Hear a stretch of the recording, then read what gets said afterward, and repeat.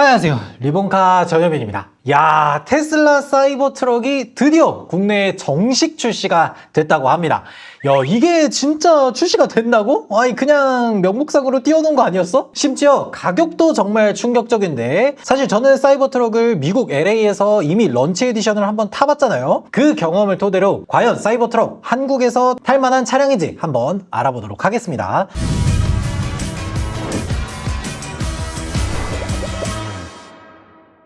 일단은 사이버 트럭 처음에 출시될 때만 해도 정말 엄청난 관심을 받았었죠. 유리에다가 막 쇠구슬을 던지질 않나, 뭐 항공 소재 중에서도 뭐 우주선에 왕복하는 그런 소재를 썼다고 하질 않나, 그리고 뭐 911하고 드래그 레이스를 하는데 911은 그냥 가속을 하고 사이버 트럭은 뒤에다가 911을 얹어놓은 상태에서 견인을 해서 갔는데 911보다 훨씬 빠른 그런 영상들도 공개가 되면서 여러 가지로 많은 사람들이 관심을 가지고 있었어요. 특히나 디자인도 정말 말도 안 됐었죠. 이렇게 미래지향적인 디자인을 가지고 있으면서 심지어 픽업 트럭이야, 이러다 보니까 많은 사람들이, 특히나 이런 픽업 트럭에 집중적으로 관심을 가지고 있는 미국 시장 외에 한국 시장에서도 이 사이버 트럭에 대한 기대를 정말 많이 했었어요. 어느 정도냐면 진짜 제가 실제로 LA에서 사이버 트럭을 작년 말쯤에 이렇게 타고 다녔었는데 롱비치에 갔었거든요. 그 롱비치에 주차해놓고 잠깐 촬영도 하고 뭐하고 하고 있었는데 거기 지나다니는 사람들이 이거 네 차냐고,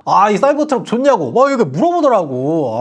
그리고 한국에서도 아직 정식 출시가 안 됐는데 직수입으로 뭐 연예인들도 타고 다녔다, 심지어 뭐 G드래곤이 이거 타고 공항에 가고 이러면서 엄청 주목을 받았었죠. 그런 사이버 트럭이 한국에 정식 출시가 된 겁니다. 일단 사이버 트럭을 예약 주문한 사람들이 우선적으로 계약할 수 있게 계약 문자가 이렇게 온다고 합니다. 계약 날짜를 보면은 8월 29일부터 9월 4일까지 우선적으로 계약을 받는다고 하고, 계약금이 잠깐만, 계약금이 2천만 원이야. 2천만 원. 너무 비싼데? 그러면 도대체 이 사이버 트럭이 한국에 정식 출시한 가격이 얼마길래 계약금을 2천만 원이나 받나 하고 보니까 잠깐만, 가격이 이거 맞아 이게? 사이버 트럭 올휠 드라이브 버전이 1억 4,500만 원으로 책정이 됐고요. 그것보다 상위 버전이 모터가 3개 들어간 사이버 트럭 비스트가 1억 6천만 원이에요. 좀 이상할 만하죠? 왜 그러냐면 미국에서 판매되고 있는 사이버 트럭 올휠 드라이브는 텍스 크레딧을 제외하고 8만 달러 정도에 판매가 되고 있어요. 그러니까 지금 현재의 환율로 그대로 계산해보면 한 1억 1,200만 원 정도가 나옵니다. 비스트 모델은 11만 5천 달러인데 한 1억 6천만 원 정도 해요. 그러니까 사이버 트럭 비스트 모델은 미국보다 조금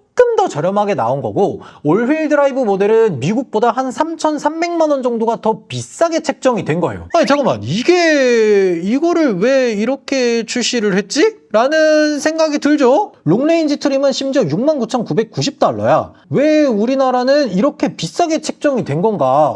이거는 조금 의문이 들죠? 이러면은 올휠 드라이브 좀 비싸잖아, 비스트만 사 라고 이렇게 책정한 건가 싶죠? 심지어 미국에서는 사이버 트럭이 올휠 드라이브 모델에 대해서 7,500달러의 텍스 크레딧이 있어서 한 72,000달러 정도에 구매를 할 수가 있는 거예요. 근데 우리나라에서는 8,500만 원 이상의 전기차에 대해서는 보조금이라든지 이런 혜택이 일절 없잖아요. 야, 이거 이렇게 보면은 올휠 드라이브 모델을 사는 사람이 과연 얼마나 있을까 싶죠?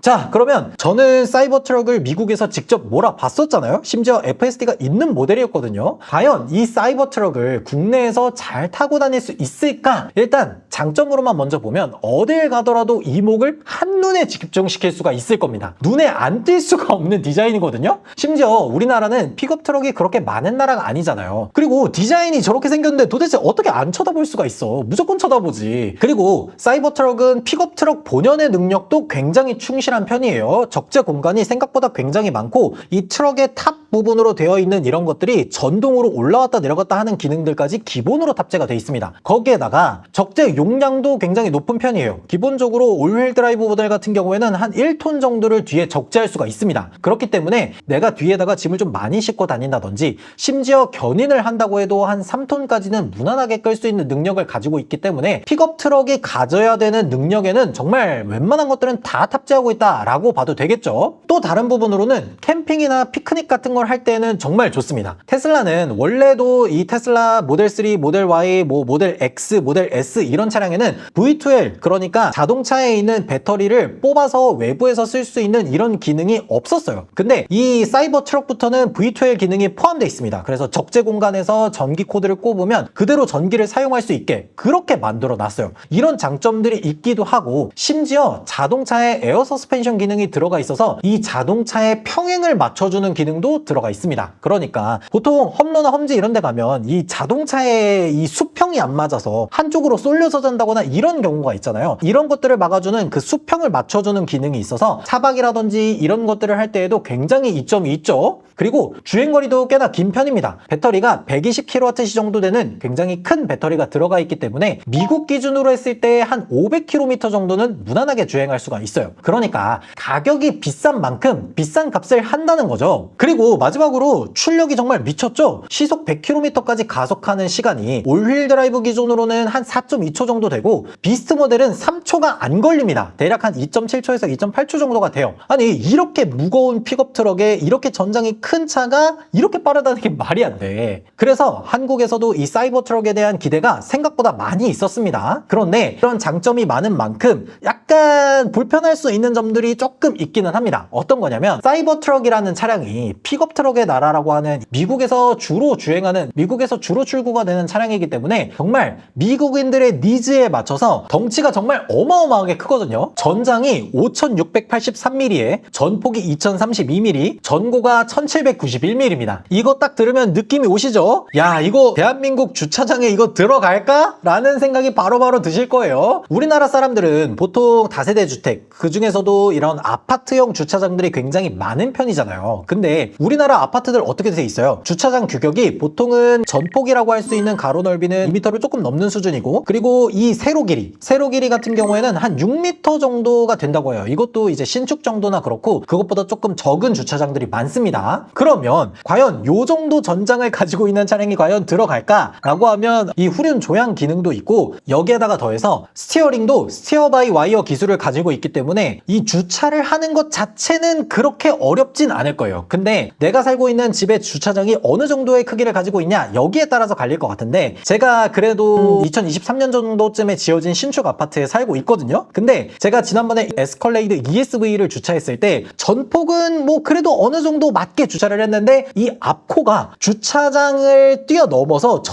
앞에까지 넘어가더라고요. 그러니까 저 멀리서 봤을 때도 아, 쟤는 에스컬레이드구나 라는 것들을 알 수 있을 정도로 주차 공간이 부족했었어요. 사이버 트럭도 마찬가지일 겁니다. 이 주차장 문제는 비단 내가 살고 있는 주차장뿐만 아니라, 내가 주말에 이 사이버 트럭을 몰고 어딘가를 방문한다 라고 했을 때 그 방문했을 때 그곳에 이 차량이 주차가 가능한 주차 공간이 있느냐, 이것도 무조건 알아보고 가야 됩니다. 그래서 저도 에스컬레이드 ESV라든지 픽업 트럭 중에서 시에라 차량 같은 경우에도 제가 어딘가를 방문할 때 이 차량이 과연 주차가 가능한지, 아니면 이 차가 들어갈 수 있는 정도의 램프 공간이 나오는지, 이런 것들을 반드시 알아보고 운행을 했었던 그런 기억이 있어요. 그러니까 여러분들이 이 차를 구매하실 때는 일단 내가 주차를 할 수 있는 공간이 있는지 이것부터 가장 먼저 알아보셔야 된다는 거예요. 게다가 어디 좁은 골목길 같은 데를 들어가는 생각은 아예 포기하시는 게 편합니다. 이거 들어가시면 절대 안 돼요. 아무리 전면 카메라가 있고 어라운드뷰라든지 이런 거 생겼다고 하더라도 기본적인 차체가 굉장히 크기 때문에 좁은 골목길이나 이런 곳들은 들어갈 생각을 아예 안 하시는 게 좋아요. 그냥 넓은 도로 이런 데서 주행을 한다 라고 생각하시면 좋습니다. 그리고 차가 굉장히 큰 만큼 운전하기가 조금 빡센 편이에요. 물론 이제 후륜 조향이라든지 스티어 바이어 와이어나 뭐 이런 기능들이 차량의 주행을 도와주기는 하지만, 기본적인 차체가 굉장히 크기 때문에 내 뒤 꽁무니가 어떤 다른 차량에 부딪히지는 않을지, 그리고 뒤쪽을 계속해서 확인을 해주는 그런 작업들이 곳곳에서 필요합니다. 특히나 지하 주차장이라든지 이런 곳에서 빠져나갈 때는 기둥 같은 데에 부딪히지는 않을지, 이런 것들을 조금 잘 확인을 해야 되는 편이에요. 물론 미국이나 이런 데는 FSD가 있으니까 차가 알아서 주행을 하면 되지만, 한국은 아직 FSD가